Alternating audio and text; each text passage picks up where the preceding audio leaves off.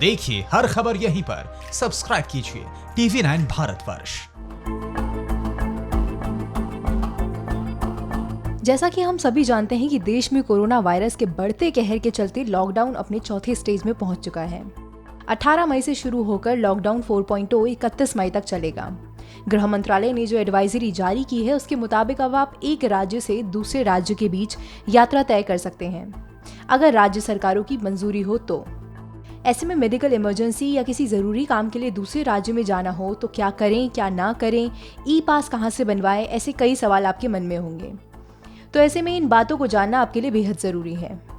बता दें, कई राज्यों ने केंद्र की गाइडलाइन पर अपने फैसले जाहिर नहीं किए। जैसे कर्नाटक ने राज्य में 2000 बसों का संचालन शुरू करने और बस स्टैंडों पर सोशल डिस्टेंसिंग का पालन करने का फैसला ले लिया है।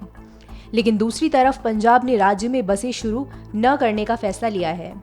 बात करते हैं ई पास की। ई पास बनवाने के कई रास्ते हैं। या तो आप जिला मजिस्ट्रेट ऑफिस से संपर्क कर सकते हैं या फिर ऑनलाइन पास के लिए serviceonline.gov.in/e-pass पोर्टल पर अप्लाई कर सकते हैं।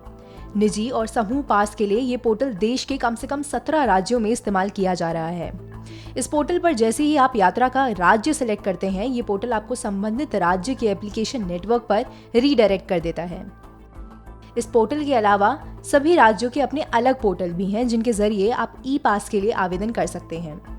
इनके अलावा mygov.in/covid19 पोर्टल से भी आप ये पास बनवा सकते हैं।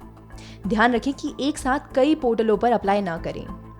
ई पास बनवाने के लिए आमतौर पर हर राज्य के लिए जरूरी डॉक्यूमेंट्स में ये चीजें शामिल हैं: आधार या पासपोर्ट नंबर जैसा कोई पहचान प्रमाण, यात्रा और वापसी की तारीख, जहां से और जहां के लिए यात्रा कर रहे हैं वो पते, जिससे यात्रा करने वाले हैं उस वाहन का नंबर, सेहत का पूरा ब्यौरा, निजी वाहन की सूरत में ड्राइवर से जुड़े डिटेल्स और दस्तावेज भी। हो सकता है कि ई पास होने के बाद भी कोई राज्य रोक टोक करे। ये अधिकार राज्य के पास सुरक्षित है कि वो किसी जायज वजह के चलते नियमों में बदलाव कर सकता है। खबरों की माने तो कर्नाटक ने गुजरात, महाराष्ट्र और तमिलनाडु जैसे हॉटस्पॉट राज्यों से आने वाले यात्रियों के राज्य में प्रवेश पर रोक लगा दी है। आवेदन के बाद आपको एक रेफरेंस नंबर मिलेगा, आप उसे नोट कर लें और पोर्टल पर ट्रैक करते रहें कि आपका आवेदन किस चरण में है।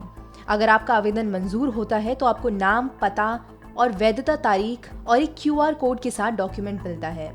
यात्रा करने के दौरान इसे अपने साथ रखें और यही आपके लौटने के लिए भी वैध होगा।